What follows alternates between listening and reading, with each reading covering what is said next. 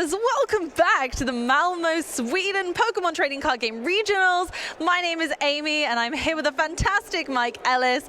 How are you doing? We're very well on through the day now, going into round 6. Yeah, I'm thoroughly enjoying the games we've been having. A lot of engines built around Greninja. My pin badge today, I knew Greninja was going to be about doing so well on stream, and we saw an amazing match there between Tord and Pedro, and I'm sure both of them will do very well for the rest of the day. Absolutely. We should mention, just to keep all the viewers at home updated, that there was a judge call during that match, and it turns out, unfortunately, there was a double attachment on Pedro's turn, so it's being investigated currently. Yeah, and we'll find out what happens with that. All of these kind of decisions, amazing work from the judges here at the event. Yeah. I had a newfound respect for them at EUIC, where I got to play. The way they come over and they talk to the players is amazing. So many of them having to make these tough decisions and very well explaining also so many different languages. You know, all the different judges have different language skills, so they can talk to different players. So the judges doing a fantastic job here at Malmo. They're incredible. Huge shout out to the Professor program. It's honestly fantastic. Another thing that brings our community together, and our judges are just fantastic. So huge shout out to them in the hall today as well. You're doing amazing. And if any players have any questions of any variety, you're always welcome to approach a judge about it. Please don't feel shy. I think you were one of my first judges, you know? Oh, was Back when I went over to Nottingham and you were there running the event, and like, any questions, I'll help you out. So, you know, you've been a judge for me. Thankfully, back then, the meta was quite simple. That was tag team era. It was early tag team era, I believe. Yeah, there wasn't too many problems, but especially next rotation, we start having Iona back, and the complications around all of those different, and obviously Lost Box is so mechanical in terms of the things you have to manage, the mistakes that can happen, and all the energy acceleration makes it hard to remember what's been attached, what hasn't. So the game is at its most challenging now it has been in a while. It really is, and we've had so many interesting cards over the years that have proposed their own kind of judging qualms to look at and to experience through players. One of the ones that really struck me as a judge and was really difficult to deal with was when we had Judge and Marnie in format, and the amount of times that people would accidentally shuffle their hand in on the wrong one or pop them at the bottom of the other, and it's so difficult. But now we're in a slightly simpler format, and we've just got Judge to deal with, and as long as people are very clear about when they're playing it, everything's okay. Until Iona comes in, and then we'll have that whole challenge all over again. It's back! So we've had a lot of interesting games so far. We've seen a lot of Guardy, seen a lot of Lost Boxes, and I think one of the big decks we haven't had a chance to see much of is the Arceus builds, which are growing in popularity. You know, statistically speaking, Arceus Giratina is looking like one of the best decks in the format right now. And it's also quite a simple deck to play. So a big event like this, where you've got lots of rounds, you need a nice simple deck to play. It's definitely a good pick. So I wonder when we'll see one of those. It's a very linear style deck, as most Arceus builds are, with just being able to set your Arceus up, and as long as that's on the go, then you're pretty much flying at that point. There's not a lot your opponents can do about it once you've made that really riveting start.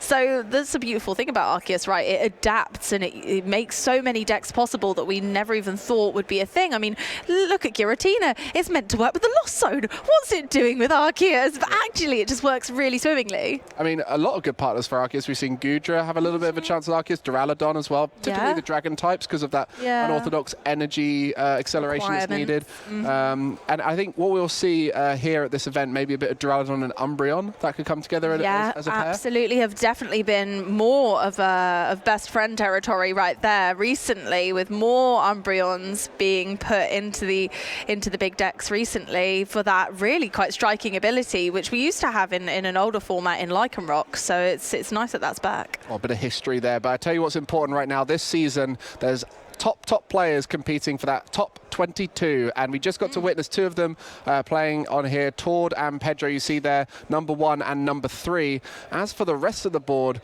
we can see some familiar faces there. A few of them not able to make it to this event. Stefan, Sander, both taking a break here at this event. But talk us through some of those names you see.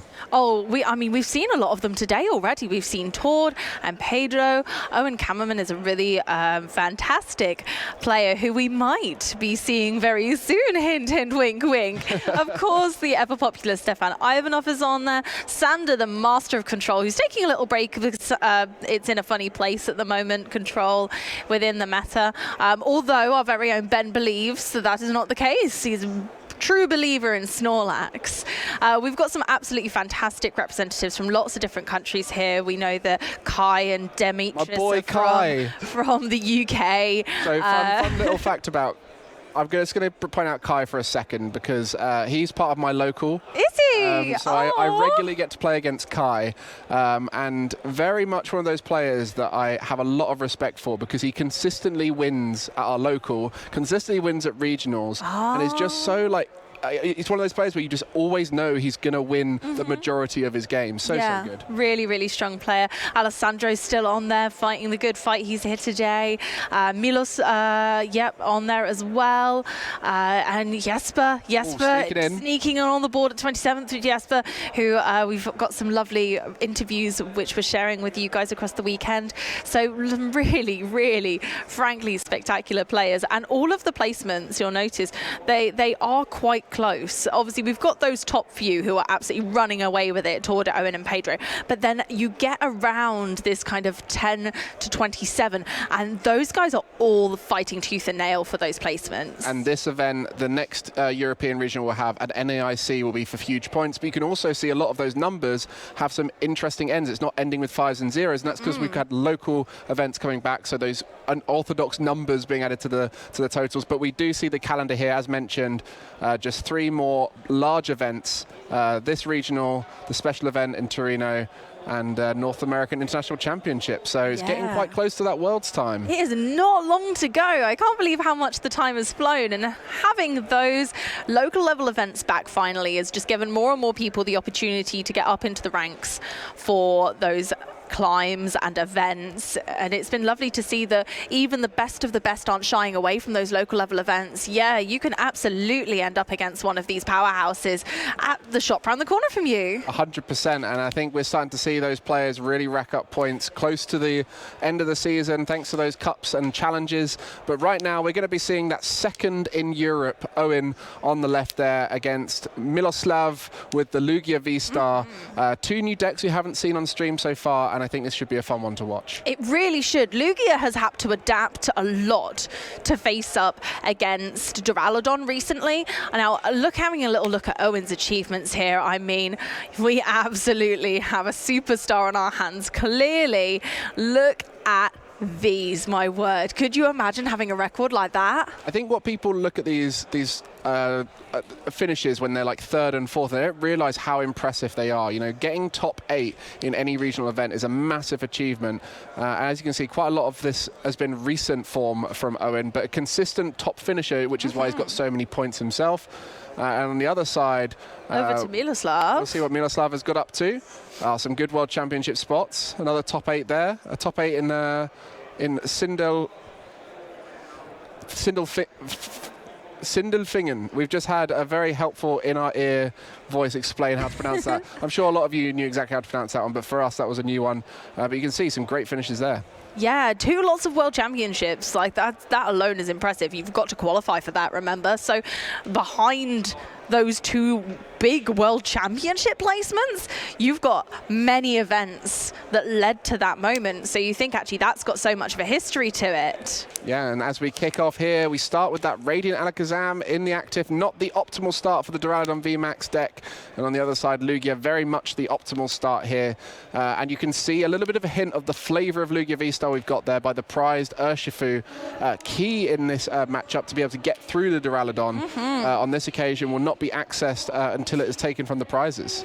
No, that really could be a thorn in Miloslav's side. Hopefully they'll either draw that one early on, feels unlikely, or they might find themselves in quite the pickle. Oh no. Oh. That is not what you want to see. Radiant Alakazam, a Radiant that's not used particularly often because it's very niche in its scenario, and because of that it's not a good start, and you see their choice belt attached, and we are going to be seeing not many options for Owen. I don't know if there was a supporter in hand that could be used in the future, but that's a read the win, getting rid of an Archeops right now. A slow start from both players, but back over to Owen. We'll see if they can get themselves out of this Radiant Alakazam scenario.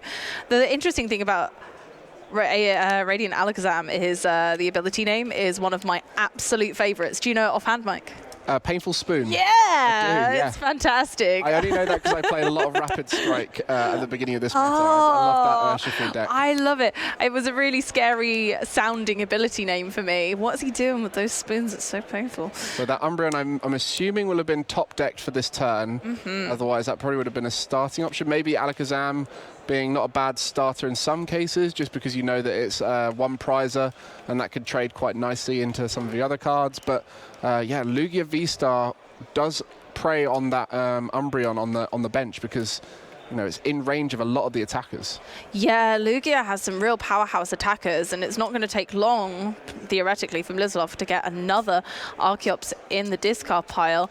Continuing with Owen's turn there, we see a Judge go into play and a Nest Ball, so we are starting to build a board.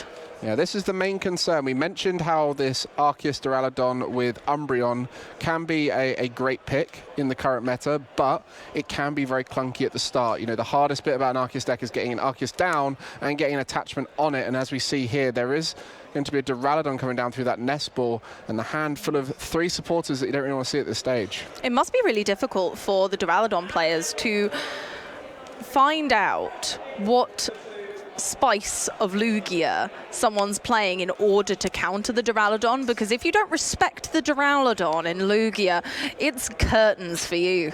Yeah, we've seen Duraludon feature itself in Lugia and also the Urshifu VMAX, both of which work with the single strike system, so it's very effective in that sense, but adding in a VMAX does increase the clunkiness of the deck, and so we do see Lugia V-Star with those added tend to struggle a bit more to set up, and we're seeing a little bit of that right now, but a Mesagoza in play, that looks to be that looks like Tails, yep, so we'll be able to grab, I believe it's a Mesagoza, so what, evolution Pokemon? Not capturing Aroma, oh Mesagoza. No, it's not, you're right, yeah, gosh, I always get the two confused. I've done the same thing, especially when they're flying them down back and forth. Yeah, it's so it might be able to read the wind looking good.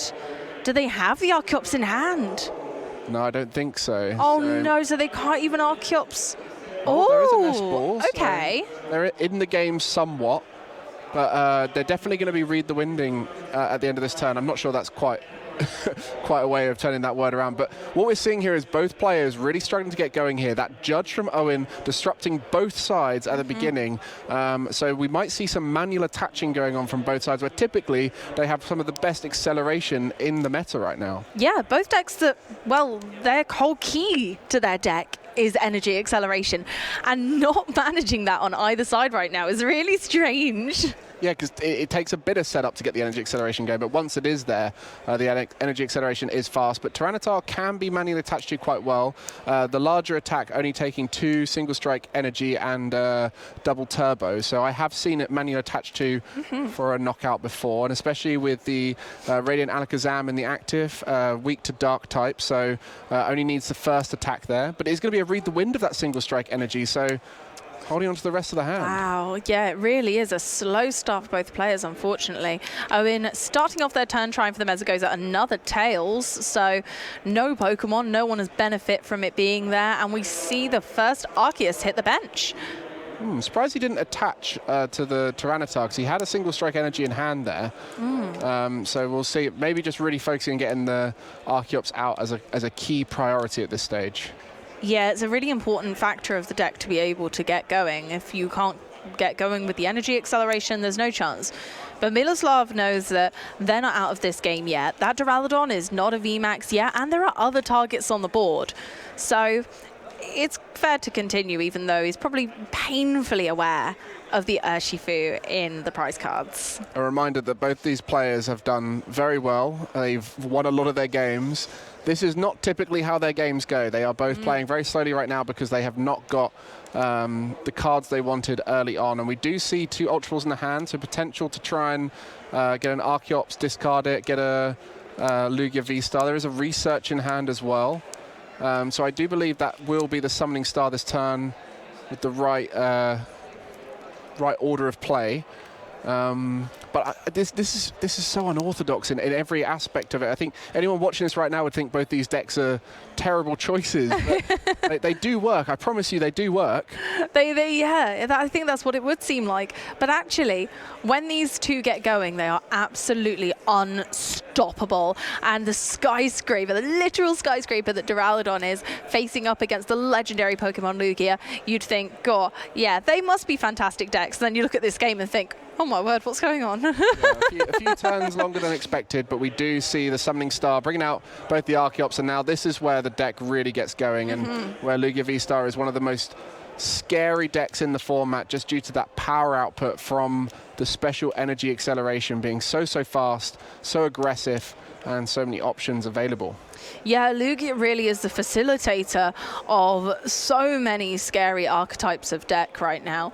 The single strike variant has changed so much alongside the meta to be adaptable to what it's going up against. Even the recent changes to a lot of the decks that we've seen in the past few events have allowed for Duraludon counters. Otherwise, in the beginning of the format, Lugia would have stood no chance, but we know that it absolutely isn't the case anymore, and this could be anyone's game. 100%. So we see the acceleration to both the Tyranitar and the Lugia in the active. That will potentially be a knockout. No energy on board for Owen, so needs something like a Raihan to really get going in this next turn, but there's no energy in the discard pile, so everything looking pretty uncomfortable here for Owen.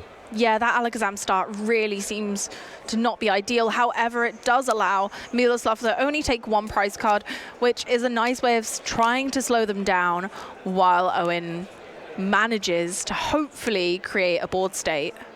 I guess the situation for Owen is it could be a lone Duraludon VMAX at some point, can manually attach to it. It doesn't matter if it's not got anything on it, because as long as that's in play, it would block off the Urshifu VMAX, which we know currently is in the prize. Well, the Urshifu V is in the prizes, so it could work. Very interesting. This is a very interesting play from Owen. They've opted to use Mean Look from Umbreon, a rather underutilized attack, which stops the opponent from manually retreating on their next turns. They've bossed forwards an Archeops and trapped it in the active. I mean, it can still attack, which is what's probably going to happen here, but it's a little bit slower, so it will give Owen some time to build up that Duraludon VMAX, because right now that's all Owen's thinking about. Can I checkmate them with the Duraludon VMAX in the active? At this stage, they don't know whether there is a Urshifu in the deck. If there was, you'd assume it would be out already. So the only out right now for Owen is to hope that a part of the Urshifu line is in the prizes, or the Duraludon line is in the prizes, if that's what he thinks he's got. Yeah, well, they haven't seen... Obviously, Miloslav hasn't shown yet what exactly their plan is when a Duraludon hits the bench. Owen's hoping, as you say, that there either isn't an out to the Duraludon, or alternatively, they're all prized. So at the moment, truly both players, from their perspectives, think it's anyone's game. And I think that is true right now. I think it could go to absolutely either of them. Well, so with the Alakazam, that's one prize. With the Umbreon, it's probably not going to get evolved here. So the Umbreon and the Arceus are both two prizes.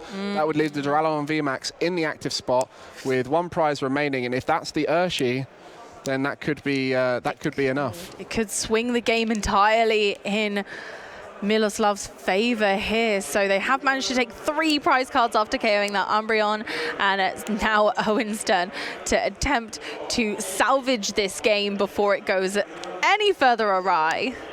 Okay, so Arceus available. With that, there will be the ability to get Starbirth going. And so you will be able to accelerate energy onto Duraludon and start swinging if that's needed. There it is. It is possible right here for Owen. It might seem like a really slow start, but this is the advantage with Arceus decks. They often have a slow game plan that at the end of it just works in their favor. Yeah, being able to Starbirth as well is just so powerful. And it's why we see the Seal Stones being so popular as well, as being able to utilize abilities like that. One obviously being very similar to Starbirth itself. Just being able to take any card from the deck, you don't need to reveal that to your opponent. So Owen got to do that, well, essentially twice this turn. Once through Raihan, and then second through the Starbirth. I'm not sure what the other Starbirth card was, but if it was a boss's order, say, targeting that Archeops would reduce the energy acceleration if the Urshifu did come into play, so they wouldn't even be able to power up the Urshifu if they got it off the prizes. So Owen probably reading right here, thinking whatever the counter to Duraludon is, it's in the prizes. So if I can just get rid of the energy acceleration before it comes out, then I take this game. Yeah, a lot of people underutilize knocking out Archeops It's the whole reason the deck functions. Take prize cards on those if you're happy to go slow and steady. And actually, it can completely stifle any momentum that the Lugia player has built up over time. Especially in a slower game like this, it can work wonders. And I think the judge is very much needed right there to That's well timed. Take away whatever the other card from Starbirth was. Like we said, probably a boss to try and get the Archeops up. So Owen can really destroy the whole game plan there. But I'll be interested to see what happens at the end here, because as we mentioned, it could be anyone's game right now. It's still up in the air. That's why both players are playing. Anything. They're still going. Oh my goodness. It really is amazing to see these masters at work. We can truly take every single movement these guys are making to heart. You can see exactly the thought process going through each player's mind, and it is glorious. Like the way that these two top players compose themselves in a match, the way that they use their cards, just even playing a card, everything seems so graceful. 100%. You see there, nest ball for nothing, doesn't want to put anything else on the bench, thought ahead, knows the prize race, needs that lone Duraludon VMAX at the end. And we actually... Ooh, Karen! That's a fun little addition. What does Karen do? Oh, Karen is a damage modifier supporter. So your single strike Pokemon will do 20 more damage for each prize card they've taken. Yeah, and in that case would allow them to take out the Lugia in the active spot. So now we see that prize race going for Owen. And at this stage, attacking with the Duraludon now, putting it in the active, adds another way that Miloslav has to get around the Duraludon by getting the Arceus, and even then has to try and find the Urshi off the prizes and power it up. So there's a lot right now for Miloslav to do. There really is. There is a lot. And considering that it seemed like they might be on the back foot anyway in this game, but then they brought it forward with taking so many prize cards. We've had such an amazing tennis match in this game of who's going to win. Wait, there's more prize cards. Oh, wait, they're bringing it back, and we're still seeing that back and forth. Yeah, we see the Archeops single strike energy is going to go down.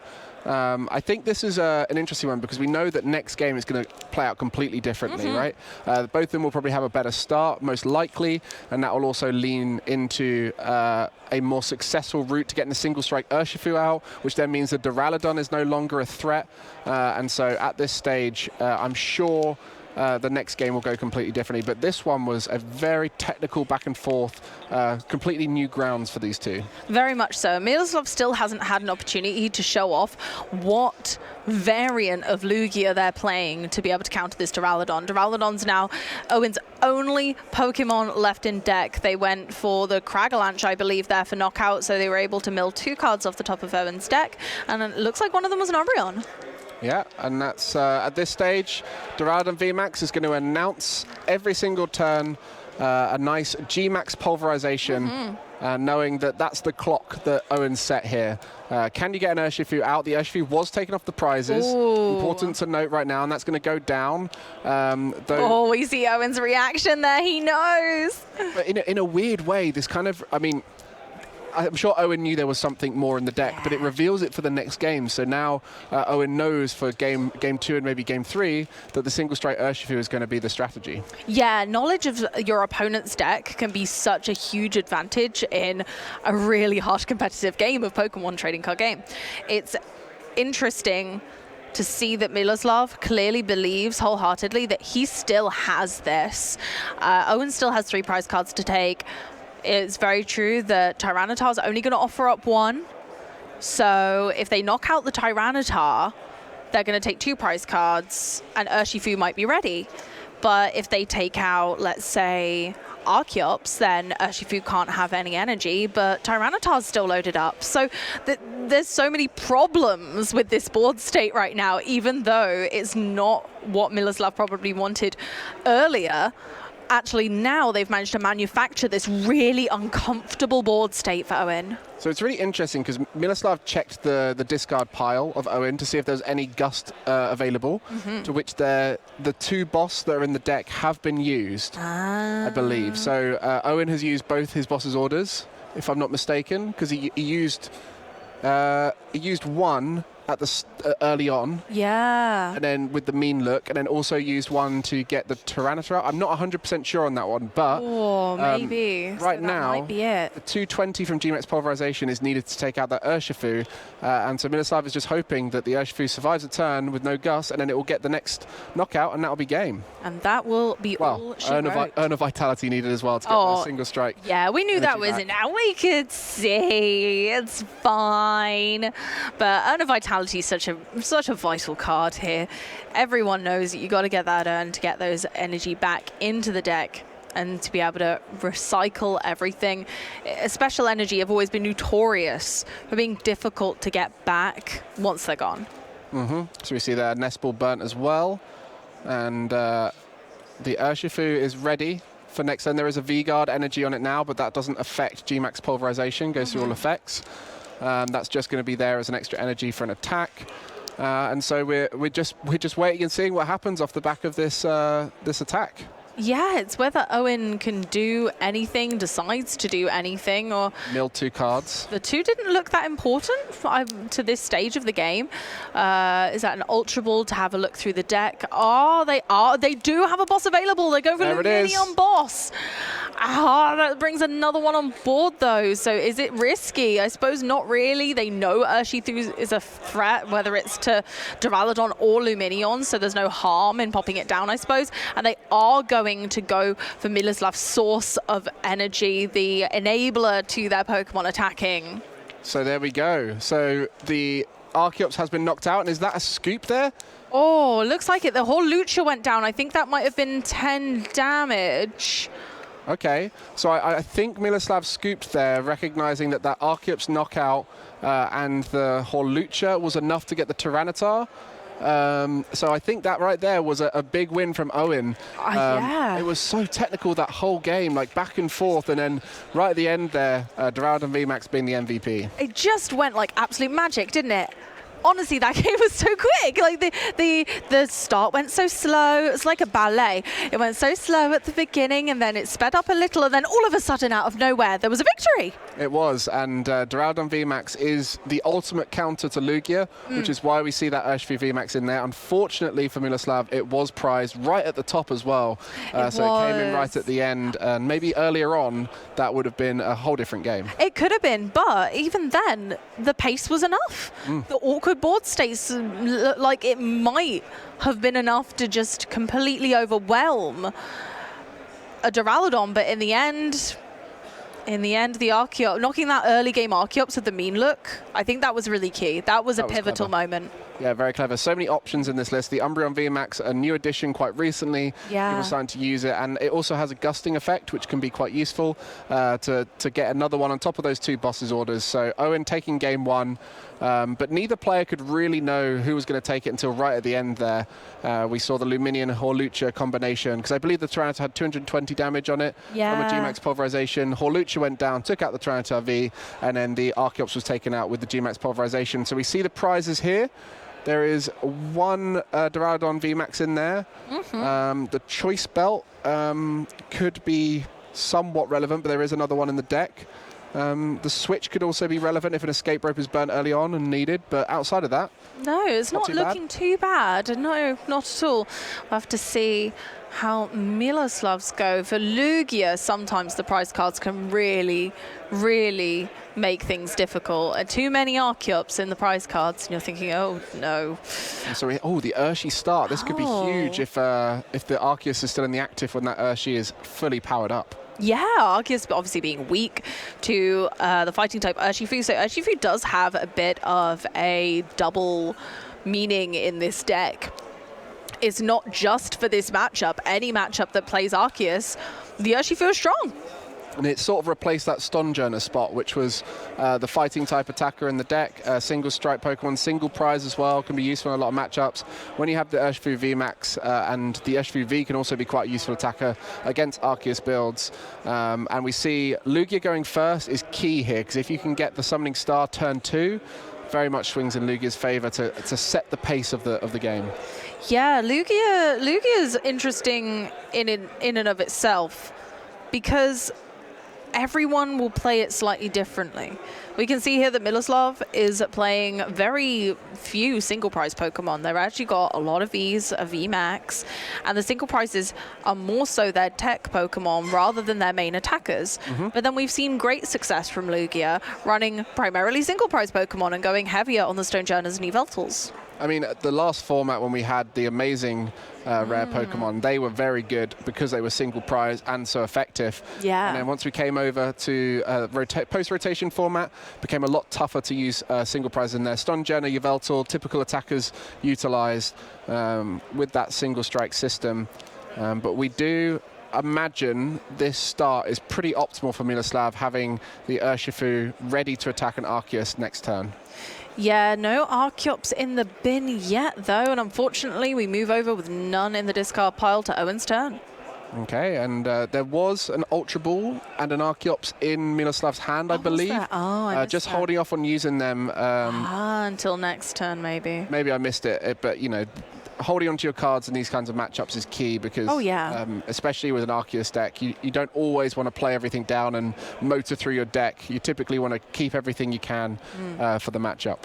Knowing what your opponent does as well is really key. Knowing whether your opponent can disrupt your hand or not, to see whether it's worth biding your time, managing your resources well, and then coming in later with that play. You don't want to give your opponent too much information. So if you know they're not going to disrupt your hand, there's no harm in doing so. There's no harm in holding things back until later. Yeah, and both players playing two Judge. Yeah. Always useful to chuck in a Judge in these kinds of decks. Arceus builds can often go quite high on their Judge counts, but this deck just trying to make sure it gets this action plan out the way. There is Adventurous Discovery in there to help with early game consistency. And we saw that Luminion last game. Was to get the boss's orders, but if you ever have an awkward V in play, there is a way to get rid of it with that Volo. Yeah, Volo's a very underused supporter.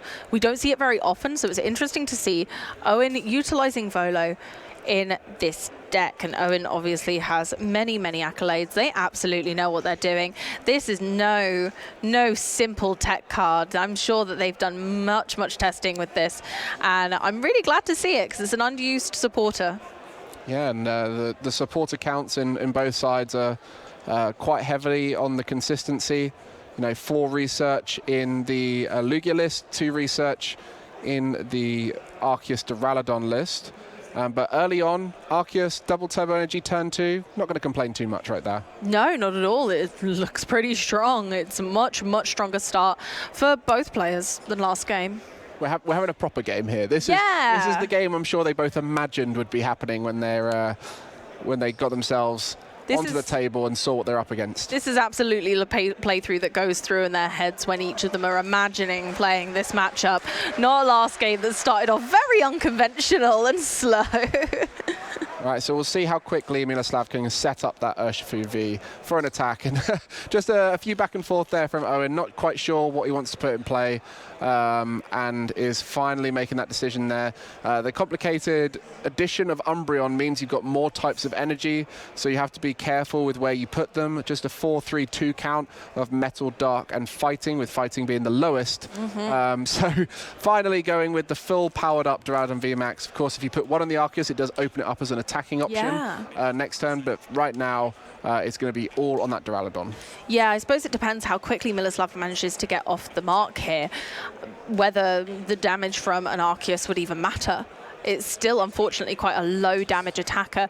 If it's got a double turbo energy on, like the one in the active, it's even worse.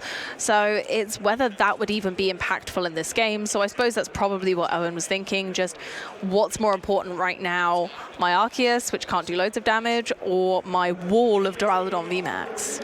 So I think what I thought was a Archeops was actually a Mesagoza. So we'll be seeing whether it converts. Another Tails, so both Mesagoza rolls going against Miloslav. That would have been key to discard with the Ultra Ball. And as you, there is an Archeops in there. I think they were trying to go for the second one before they decided to Ultra Ball it away. Which makes complete sense. Now Miloslav is not looking happy. You can see the way he's chatting there. It does not look like he's convinced, but that's part of the challenge of Lugia V-Star. A lot of coin flips. There honestly are. There are so many now. Okay, so we've just been told we got a slow play appeal from the head judge warning. So we'll see what happens with that. So we'll let them work that one out. Head judge appeal. Okay, my bad. I got my words mixed up there. A head judge appeal because of a slow play warning. But hey, it happens. And like we say, all the judges are out here just to help us out. And we just want to make sure that everything is sorted and well and everyone's having a good time. Yeah, and I guess slow play is a big part of this game when it's a slower game, because you have to make every decision is so much more important. So players will be on the side of just making sure they make the right decision. Yeah. I mean, that's part of the game now, is when they're on that big stage, they need to make a really tough decision. So we'll see what happens off the back of that. But for now, we'll wait for those judges to work out what the outcome is there. Yeah. But this has been completely different to how I imagined this matchup was going to go. Yeah, it's been, like you said, it's been really unorthodox. It's been very unusual, but it's not necessarily a bad thing. Sometimes that's just how the game goes. And I think that's the beauty of Pokemon, is that not everything is linear. Not everything goes the way that, in theory, it should. And that in itself makes the game variable and fun. Exactly. You've always got to be on the ball.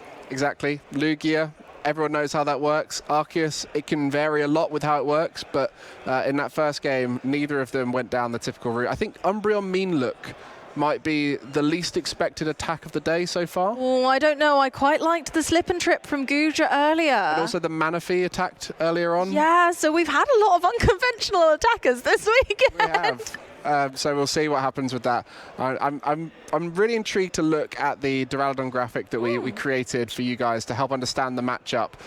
So this might not be taken into consideration the Umbreon, which we saw in that build there, but Arceus Duraludon has been around for a while now. Yeah, we can see obviously that from the data, the good matchups tend to be Sablezard and Lugia V-Star. Obviously, we see that the Lugia has begun to try and fight back against that. So now maybe that's going to filter into the okay matchups. And then the bad matchups tend to be things like Arceus Giratina, probably just because Giratina is so fast with that Arceus, and Miraidon EX for similar reasons. Miraidon can just really pop off and do huge attacks on their first turn of attacking, which can just run away with the pace of the game. Yeah, I mean, if you think with the Miraidon matchup, Miraidon goes first, they get lots of energy on board. If they go second, they might get lots of energy in play, and so can take those early knockouts. But I think the key there is the Lugia V-Star is a good matchup. And we said there's a slightly different build here with the Umbreon, but it's not really anything about the Umbreon or the Alolan Vulpix we've seen with it. It's all about that Skyscraper ability, blocking damage from Pokemon with special energy attached. And that's where we've seen the adaptation from Lugia V-Star throughout this format, trying to counter that Duraludon. Yeah, Duraludon is probably Lugia's largest foe in both stature and ability. It's huge, and that Skyscraper ability is an absolute nightmare for any deck that runs purely special energy. We've seen lots of decks in the format over time that just rely on special energy, but at the moment, Lugia is that one powerhouse taking the crown of special energy superior. Yeah, and there's some Pokemon that have the ability to play through those kinds of abilities. So the Shred on Giratina V, and then we also see Mew with Max Miracle. So there's various attacks that allow you to get through it. But in Lugia, the main use now is either a Duraludon VMAX of your own, or an Urshifu VMAX, as we saw there for Miloslav. Yeah, so obviously we're seeing the Urshifu build here, which I think is really fun because you do have the weakness on Arceus decks as well, which helps with your bad matchup of Arceus Giratina.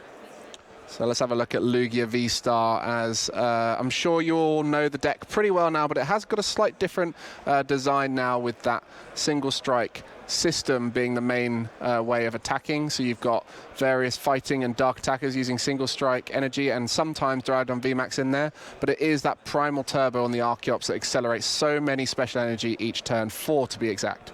Yeah, Lugia is really fun. Our feathered friends have a lot of good matchups and very few bad matchups, and it's probably why it's going to be seen quite a lot this weekend. The good matchups including Arceus Giratina and Miraidon EX, which statistically have been doing fantastic at events, especially Arctina. So seeing that as a good matchup for Lugia, anyone wanting to go in and counter the meta or some of the better meta decks is going to be looking quite favorably towards Lugia. Honestly, I would I would just look at the fact that Miraidon EX is a good matchup, knowing that Miraidon is a lightning type attacker into Lugia. It seems counterintuitive, but Lugia is really just the engine to get most of the attackers going. It can attack itself, but typically it will try and just set up the Archeops and then be done. As we do see Gudra being a tougher matchup, but again, that's why the Duraludon VMAX and Urshifu VMAX tend to be brought in now to try and help against that hard to knock out Pokemon. Yeah, absolutely. The bigger, stronger, tankier Pokemon can be dealt with finally, because again, the Urshifu is a double-edged sword, and he does manage to help with the Arceus and the Arceus Duraludon build, and also Gudra. So I think that's why, personally, I prefer the Urshifu build over the double Duraludon, the countering one with the other. So we're back into the game here, and I have just been told that the slow play warning did stick. So we'll be hopefully seeing no more warnings around that. You know, players do sometimes need to be reminded if they're playing a little bit too slowly. As we mentioned, this matchup has been quite a slow game, just purely because there's a lot of very important single decisions. So now we see a little bit of speed picked up, but yeah, that Ultra Ball getting rid of an Archeops. That's what we want to see, nice and early on. Archeops in the discard pile where they belong, so that Lugia can pluck them out of there. Okay, so will that Professor's research go into all the vital pieces needed to get that Urshifu V attacking? I think there needs to be another Archeops discarded. Yeah, we see the Urn hit the discard pile, which is essential, but there is an Ultra Ball and I believe an Archeops in the top right there. That's it. Oh, and that's another what's needed Urn. for the Urshi. So based off of that, we should see the Urshifu V attack this turn, and whether it gets turned into an Urshifu V Max, I think will be reliant on next turn to be evolved for the Duraludon. Yeah, looks like, they've got a tough decision here, because they're going to want to Ultra Ball away the Archeops plus one other card in order to grab the Lugia V-Star, which is really important. Oh, they had the Burnett there. So they do play Professor Burnett, which is, again, a newer addition to the deck alongside all of our lovely fighting types and such, where a player can just take two cards out of their deck and put it straight into the discard pile, enabling Lugia's Summoning Star even faster than before, and is honestly why a lot of players have opted to now put two Luminion in the deck. Interesting. So the tough decision there, we saw Miloslav's face, not too sure what to do here. So with that Ultra Ball, getting rid of the Archeops, now there's two Archeops in the discard pile. Do you get the Lugia V-Star or do you get the Urshifu V-Max? That's the tough question, because you need both of them right now. And by choosing the Urshifu VMAX, it will definitely survive another turn, but then it might put itself in a rough spot, because if Duraludon VMAX gets brought into the active next turn, knocks out the Urshifu V, there is no way to knock out that Duraludon VMAX. And we see a pass with no further play, so it is risky. And that's a success on a Mesagoza for Owen. Oh, that's always painful as a Lugia player. You put your Mesagoza down, hit tails, and your opponents chooses to use it as well, and they hit the heads, and that's going to be to find Duraludon VMAX. Yeah, this could really be a turning point for Owen, bringing it into play. Although they can two-hit KO the Urshifu, so are they going to risk beginning attacking with Duraludon, or do you think Arceus might see some action here? I think Arceus has to see some action, because that forces not only a knockout on the Duraludon VMAX, but also the gust to be able to get it. So if you get the first poke with the Arceus V-Star, that will allow for next turn. So yeah, this is a very strong spot here for Owen. Yeah, I think that was important as well. Just always eyeing up the Volo, which is interesting. Check that that's in there and ready to go. So looks like that's definitely an option down the line if something were to not get one hit KO'd. But it looks like for now, they're going to be looking to accelerate some energy and possibly do some damage to the Urshifu VMAX just to get some damage on the board. And Lugia's still aren't set up, so they might just be calling Miloslav's bluff there, saying, I don't think you can get that Lugia V-Star right now. I don't believe you. I mean, in theory, if they could get both of them, they would have got them last turn. So it's got to rely on another supporter usage this turn from Miloslav to get into that Lugia V-Star. Otherwise, Owen is in a really good spot here. Just trying to work out the routes. Obviously, having the Duraludon VMAX in the prizes changes some of these decisions, because going for another Duraludon V might just leave a two-prize Duraludon V on the bench. And also the Volo can start changing those interactions by picking up an Arceus that's not being used or damaged. So lots of interesting routes here. So Owen chose Volo and a Duraludon V in the end. So they've gone and attached another double turbo energy to Arceus, further reducing that damage, and then playing the Volo to pick up the Arceus V from the bench to protect any further KOs there. Now leading to hopefully what they're going to build up is a really strong double Duraludon board. So choosing to evolve before attacking. Could have held on to it to choose which one to evolve, but I think evolving just guarantees the single strike Urshifu has to be the one that attacks through that Duraludon VMAX. But getting the energy there, unfortunately the last metal energy is prized, so we'll only be able to put one down. Because you need metal fighting for the Duraludon VMAX. Yeah, so it's not quite good enough, but the V itself, also needs 2 metal energy, so they're only going to be able to use Metal Claw.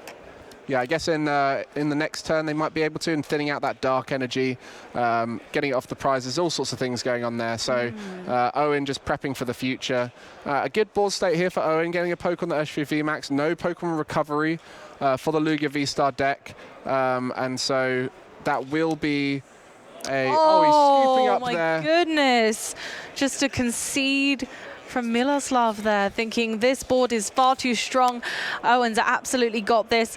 Once again, Duraludon has towered over Lugia and its fluttery friends. As we saw in that deck breakdown just beforehand, Duraludon VMAX is a bad matchup for Lugia. So unfortunate for Miloslav coming onto the main stage there and having to play against one of the hardest matchups. And I think we saw an example of why, even with a slow start on the Arceus build, just all it takes is one Duraludon VMAX to be developed, and it just becomes near impossible to work through. It's just so troublesome, and that's the thing. If the Urshifu almost came too late in the first game and then too early in the second game, and it just juggling all of that just didn't work out.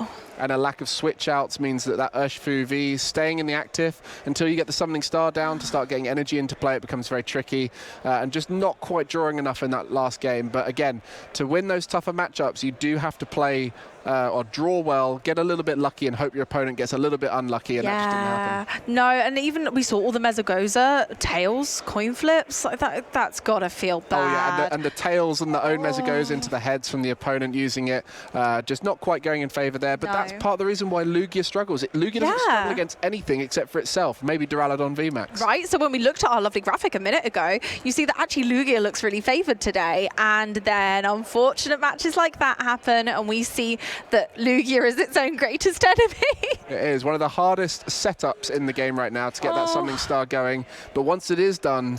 it's unstoppable. Absolute madness. Unstoppable except for Skyscrapers. I think it's allergic to Skyscrapers. I think the Skyscraper's just so tall, when Lugia tries to fly, it just gets in the way. Yeah, too special. Too much special energy. Too much special energy weighing it down, and it can't quite go over the skyscraper. The two fossil birds flying behind it, the Archeops trying to get involved. But there we do see Owen going on to 6-0, I believe. You know, currently second in Europe for points, deservedly so, as you can see, a fantastic player. Now we see why. Great meta pick with this Arceus build. You know, we know Arceus Giratina is looking really good in the meta right now. Really strong. And Arceus Duraludon with Umbreon is an interesting pick. So we'll see that deck, I'm sure, a little bit more in the rest of the tournament. But for now, Owen sitting very comfortably. Very, very comfortably indeed. And I can't see that changing. I think this is a really, really tough meta call.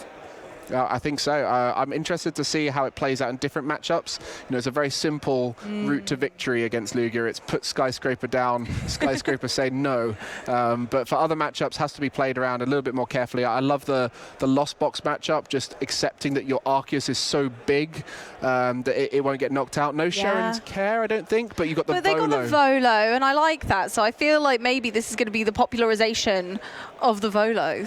Volo, get your Volo cards now. Yeah, go. It is a rare as well. Rare trainers, they're hard to come by. They And the full art looks absolutely beautiful too. I think it's a very underused card. Lots of decks use V Pokemon, and you can get them off the board in various ways. Lugia does it with like Collapse Stadium and all sorts of lovely tech cards at the moment. But actually, Volo is spicy. I think we've all just had a little moment where you go, actually, that's very clever. And that's why people like Owen are at the top and we're not. So with that, I think it's about time we hear from the man himself about why he made that deck. I'm sure there's going to be loads of other questions. So let's find out a bit more about Owen.